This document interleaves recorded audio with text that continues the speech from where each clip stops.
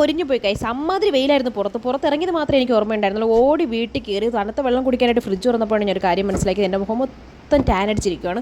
അപ്പോൾ എനിക്ക് പ്രത്യേകിച്ച് രസക്കൂട്ടുകളൊന്നും എനിക്ക് അറിയത്തില്ല. എന്നാലും ഞാൻ തക്കാളിയും പഞ്ചസാരയൊക്കെ വെച്ച് മുഖമൊക്കെ ഒന്ന് സ്ക്രബ് ചെയ്ത് കൊടുത്തിട്ടാണ്. ഫ്രിഡ്ജിനകത്ത് തന്നെ ഉണ്ടായിരുന്ന തട്ടിക്കൂട്ട് സാധനങ്ങളാണ് കേട്ടോ ഇതൊക്കെ എന്ന് പറയുന്നത്. അതിനിടയ്ക്ക് അല്ലൂസിൻ്റെ വക ഷോയൊക്കെ ഉണ്ടായിരുന്നു. അപ്പോഴാണ് എൻ്റെ വകതിരിവില്ലാത്ത സ്വഭാവം എനിക്ക് മനസ്സിലായത്. ഞാൻ ഈ ഡ്രസ്സൊക്കെ ഇട്ട് ഇതൊക്കെ ചെയ്ത പിന്നെ ഡ്രസ്സിലൊക്കെ ആവത്തില്ലേ. പിന്നെ വേഗം പോയിട്ട് ഏപ്രോണൊക്കെ കെട്ടിയിട്ട് വീണ്ടും ഞാൻ ഒരിക്കൽ തുടങ്ങിയിട്ടുണ്ടായിരുന്നു. നല്ല മധുരം ഉണ്ടായിരുന്നു കേട്ടോ. ഇതിനിടയ്ക്ക് ഒരുത്തി എൻ്റെ പഞ്ചസാര കട്ട് തിന്നുകൊണ്ടിരിക്കുകയായിരുന്നു. പിന്നെ ഞാൻ ഇതിൻ്റെ ഇടയിലായതുകൊണ്ടൊന്നും പറയുന്നില്ല.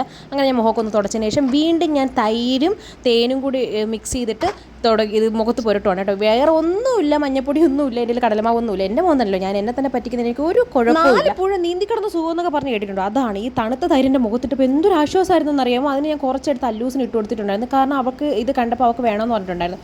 ഇട്ടപാടെ അവൾ പോയി മുഖം കഴിയും. എന്തിനാ അവൾക്ക് ഞാൻ ഇട്ട് കൊടുത്തതെന്ന് എനിക്ക് തന്നെ അറിയത്തില്ല. അങ്ങനെ ഞാൻ മുഖമൊക്കെ തുടച്ചത് കണ്ടില്ലേ, നല്ല ഫ്രഷായി. വെളുത്ത് കൊടുക്കത്തൊന്നുമില്ല, പക്ഷെ നമ്മുടെ മുഖമൊക്കെ ഒന്ന് ഫ്രഷ് ആവും. Tata bye bye, see U.